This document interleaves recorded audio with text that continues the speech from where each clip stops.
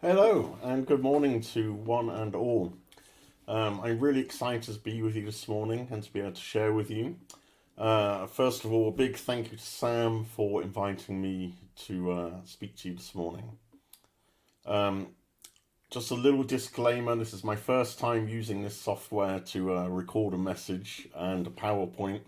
So bear with me if there are a few technical glitches. I do apologize in advance for that. So, first of all, I'll introduce myself. My name is Mark Provis. I am the founder and director of Fountain of Life.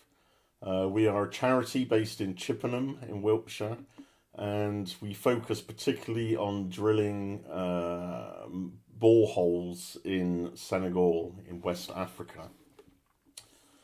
Um, so I know Sam, since quite a while, probably about 15 years at least, maybe even longer. Before I started drilling boreholes, once upon a time I was involved in youth work in my Baptist church in Chippenham. I used to run a Friday night youth group, and Sam used to come along. He was one of my young people. I know it's hard to believe that I don't look old enough to be a youth leader, but it's true. I am. Um, yeah, and it makes me really proud to see where Sam is today and the amazing young man he's grown into. Not that he wasn't amazing before, of course. He's always been pretty cool. Um, so yeah, as I said, I'm from Chippenham. I'm a member of Station Hill Baptist Church. But for the last 12 years, I've actually been living in France. We came to France originally to work with a missions organization called Youth with a Mission. And through Youth with a Mission, I used to take outreach teams to Senegal for 3 months at a time. So every year I would take a team to Senegal for 3 months. We do lots of evangelism. We'd go and help local ministries, um, work alongside the local church, and just really get to know the people and the culture of Senegal.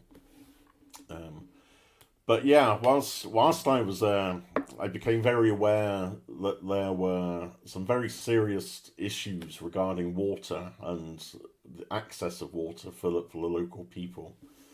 Um, so this God's put a desire in my heart to do something about it, but I was never entirely sure what it was I should do. So, to give a little bit of background, there is a water crisis globally. Here are just a few statistics for you, which personally I find is kind of shocking that in today's day and age, people are living the way they do. So, one in four people, 2 billion people around the world lack safe drinking water. That's 25% of the world's population. And just think about that for a moment. It's, it stuns me, even now. So, those 2 billion people that lack access to safe drinking water, the water they do drink is often contaminated with feces. That might be human feces or it might be animal feces, but one way or another, it's contaminated. Can you imagine the water you used to cook with, the water you used to make your cup of tea with, the water you used to drink from the tap, being contaminated with feces and having to drink that day after day?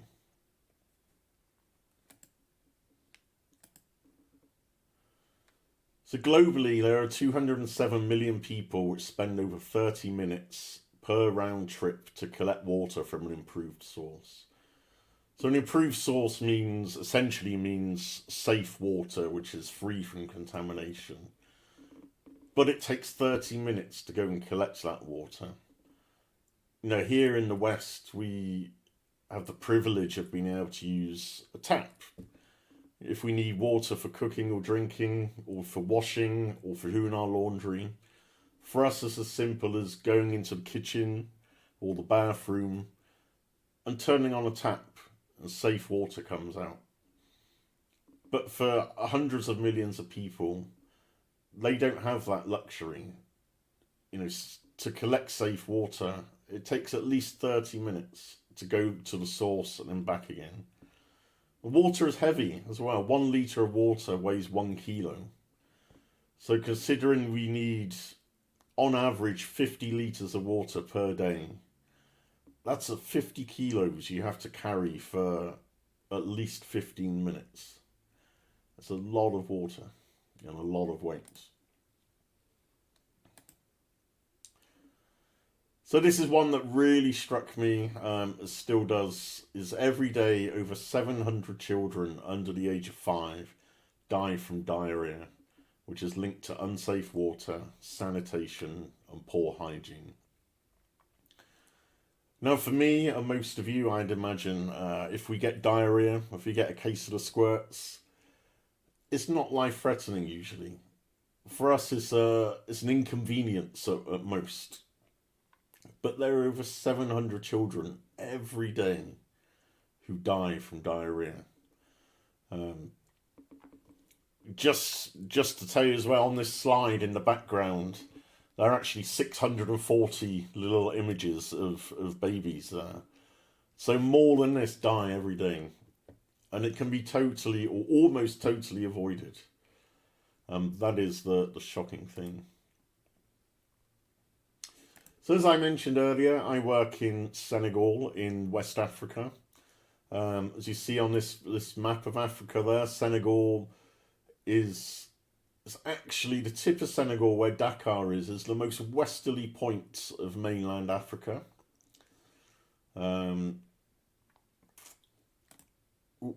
Sorry, there we go. There's a close-up view of Senegal. And I work in and around a town called Ziguinchor, which is in the south of the country, just below the Gambia, and very close to the border with Guinea-Bissau. So yeah, the majority of the work I've done has been in and around the town and the surrounding villages there.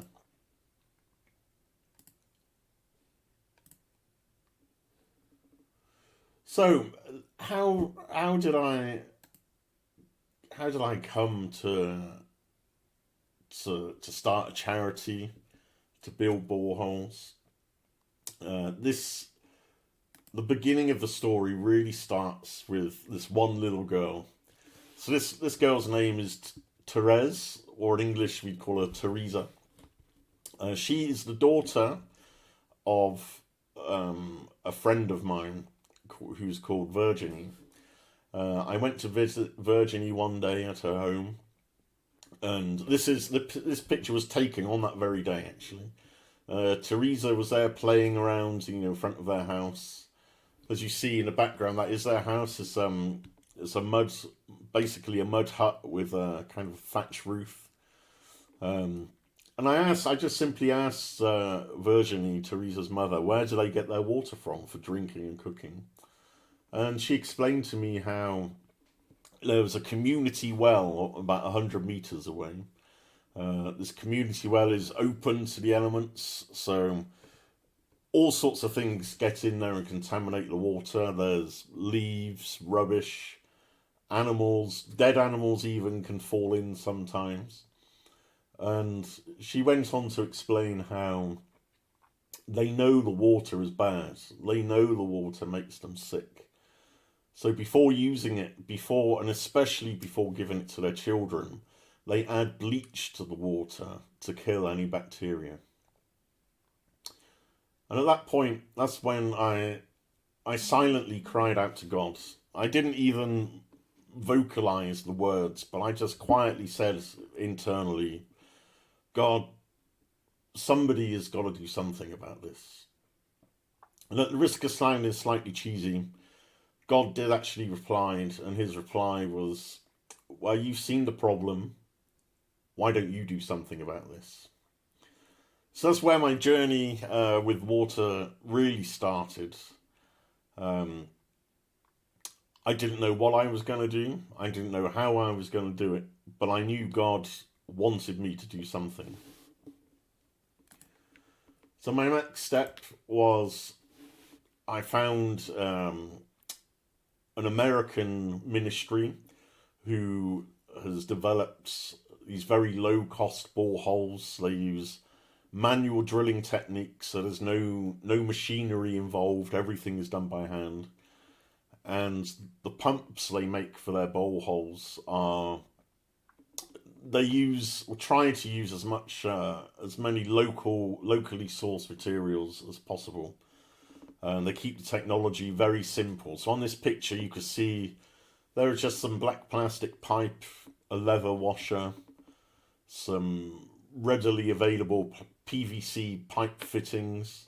Even a children's marble plays its part as a key component in one of the valves in the pump there. So I went and did some training with this organisation and learned how to construct boreholes manually, how to build these pumps using readily available materials. And then it was time for me to go back to Senegal again and pass on what I'd learnt to a team of a willing team of volunteers. So here's one of my guys. This guy is called Yeye. He forms part of my team out in the field, and here he is. You can see he's constructing part of the head of the pump where the water will eventually come out of the spout here, and he's just kind of heating and stretching and gluing bits of PVC pipe and pipe fittings together to form the pump. And eventually our pumps look a little bit like this. So you have a concrete surrounding the pipe which goes down into the ground, and then you have the pump head coming at the top. And there is a fine example of a glass of water which has just been pumped straight from the ground. Oh, sorry, Alexa started to speak to me in the background. Yeah, so by using these manual techniques and using PVC components and building our own pumps, it means we could keep the costs very, very low.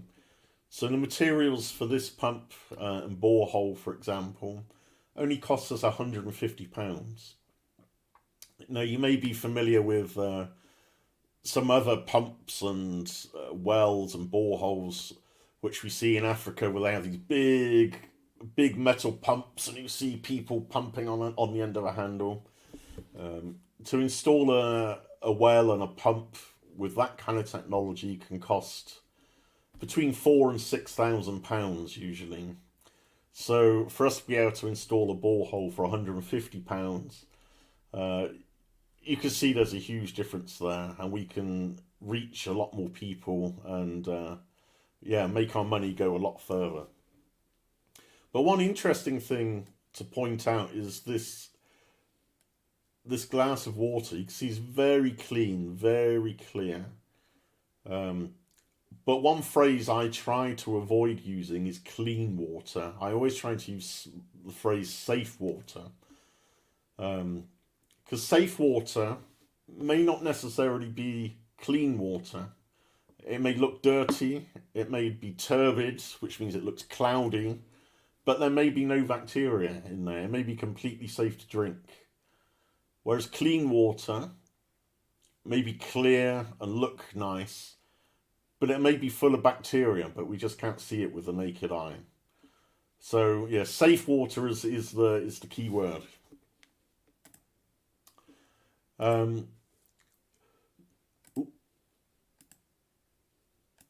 Oh, sorry. There we go. That's the right slide. This is a short video I like to play for you. This is a borehole that we installed in a village school. This was 2 years ago now, I think. So we asked a friend of mine who's one of the teachers at the school to film a little video for you all to show you the kind of thing we do. Bonjour, répondez. Comment ça va? Voilà, on est là pour faire le petit reportage là et je vais vous poser quelques questions pour nos partenaires hein, qui nous ont aidés à faire la pompe pour les élèves. Alors, comment vous voyez l'eau là? L'eau de la pompe là? Acha. On voit l'eau bien, Uh-huh. l'eau sort bien. Et avant, vous allez puiser où? Avant? Dans les puits. Dans les puits. Est-ce que l'eau du puits et celui-là, est-ce que c'est comparable? Non. Quelle est l'eau qui est meilleure? L'eau là, de pompe. Alors, donc comme ça, tous les élèves boivent ici au niveau de la pompe. Oui. Et vous, qu'est-ce que vous pensez? L'eau est bonne? Elle est bonne? Oui. Ok, donc vous buvez cette eau-là chaque jour? Oui. Hein? Oui. Ok, tous ces seaux-là, c'est pour fournir toutes les classes en eau, n'est-ce pas? Oui. Ok. D'accord. Donc, nous avons combien de classes ici à Umpak? 12 classes. Donc, il y en a combien d'élèves au total? 500 et poussière, presque 600, n'est-ce pas? Oui. Qui boivent ici au niveau de la pompe toute la journée et toute la semaine, n'est-ce pas? Oui.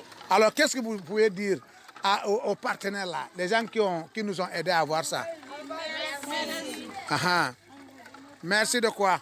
On vous remercie de travail que vous faites. Ah, et maintenant, est-ce que les gens du village aussi peuvent venir puiser ici, n'est-ce pas? Non. On vient. Comment ça, non? Oui, oui, oui. Oui, les gens du village viennent puiser. Oui. Oui. Le puits là est pour l'école, mais aussi les voisins là, pour venir puiser ici. C'est pas vrai? Ok. Donc, disons comme ça. Donc, tous les jours, vous venez puiser ici, n'est-ce pas?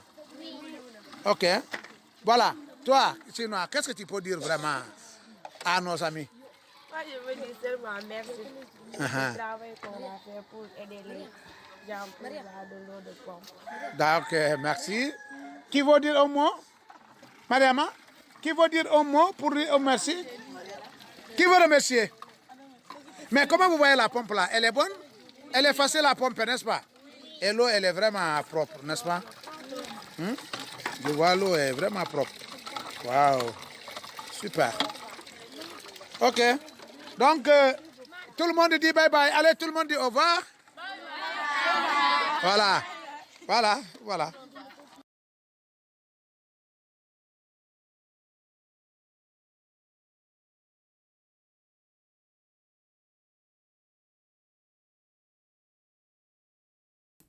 Oh, well, I forgot to unmute myself. I told you there'd be some technical difficulties. So this, as you saw there, this one pump provides water for almost 600 students 5 days a week. And it also provides water to the villagers who live very close by. And as I said, that only costs £150 for the materials there. So that's £150 to supply water to over 600 people. For me personally, I think that's great value for money. Okay. So finally here, when we first started installing boreholes in Senegal, we made sure the first one that we did went to Teresa, the little girl who inspired me at the very beginning. So here she is with in yellow is her mother Virginie, and on the right there is her auntie and her younger brother on the left there. So this is the very first borehole that and pump which we installed in Senegal for Teresa and her family at her home.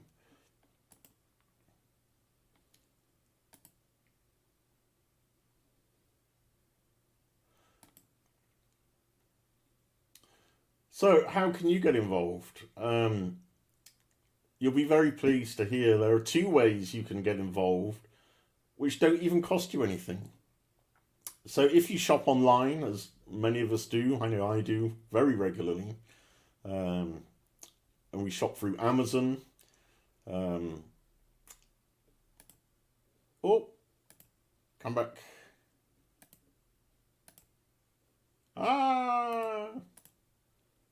Okay, sorry about that. So Amazon Smile, first of all.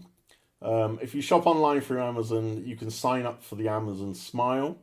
where you can support charities where a percentage of everything you spend will be donated to a charity of your choice.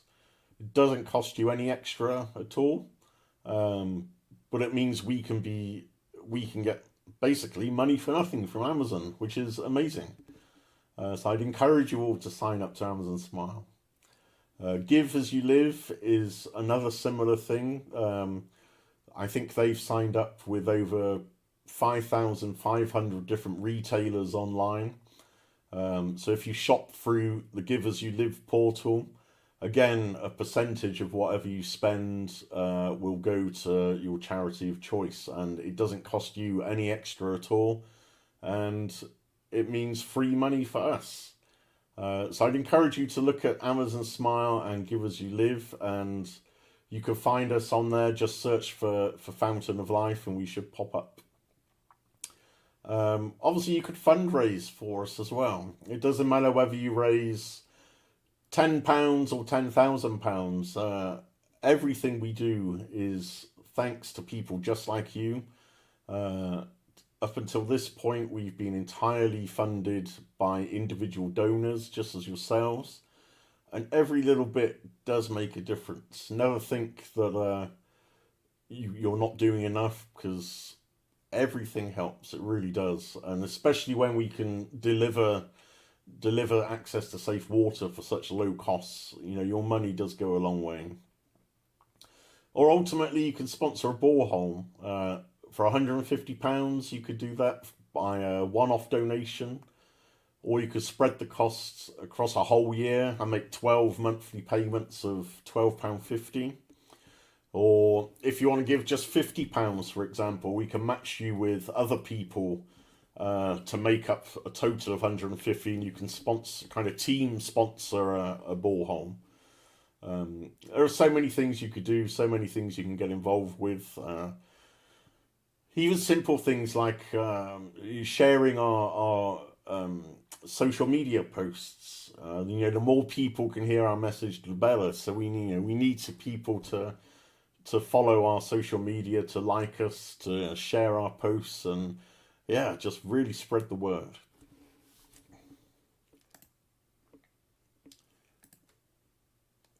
So there you go. Here are links to our website.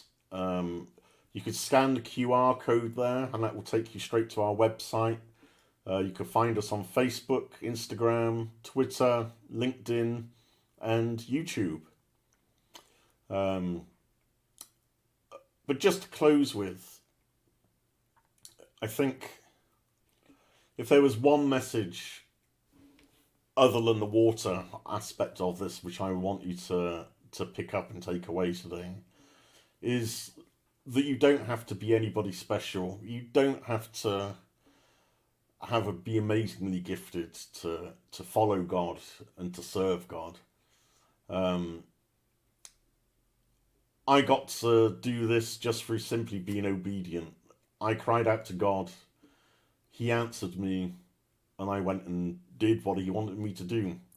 I had no idea what I was doing to start with. To be honest, I still don't really know what I'm doing, but every day is an adventure. I'm constantly learning, constantly trusting in him, and I'm very often reminded of Provis 16:9.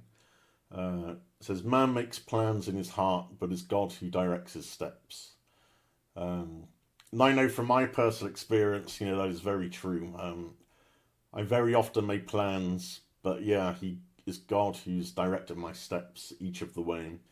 And I could never have expected to end up where I am now. At this time of recording, I think we've just completed our 76th borehole in Senegal. Of those 76, 44 of them have been completed in this year alone. Previously, it took me nearly 2 years to complete 32 boreholes, and this year we set the target of completing 52 in 1 year, And we're almost there. We're almost at the end of the year, and we've almost reached our target. I think we just have 8 left to do.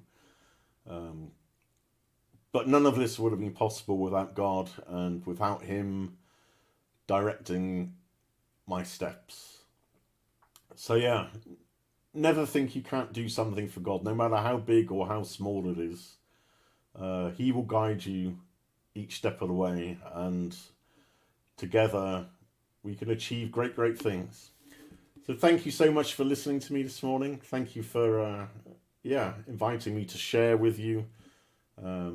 I'll thank you in advance for liking and following us on social media. And I hope one day to be able to come and meet you all in person. So thank you. Thank you, Sam. Take care. God bless you all.